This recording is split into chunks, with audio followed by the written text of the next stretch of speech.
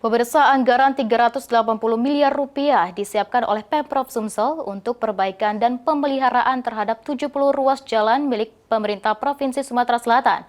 Perbaikan berfokus pada ruas jalan mengalami rusak berat maupun perbaikan berupa tampal sulam.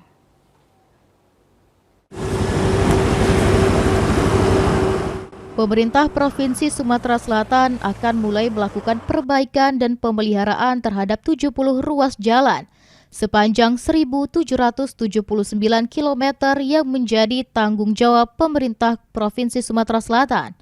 Dengan anggaran yang disiapkan sebesar 380 miliar rupiah, Kepala Dinas PU Bina Marga dan Tata Ruang Sumsel, Afandi, menyampaikan, perbaikan ruas jalan provinsi akan dioptimalkan dengan anggaran yang ada, yakni berfokus pada ruas jalan yang mengalami rusak berat maupun perbaikan jalan secara tambal sulam di sejumlah titik jalan yang berlubang.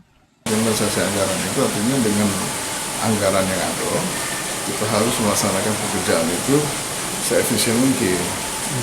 Misalnya jalan-jalan yang berlubang itu lebih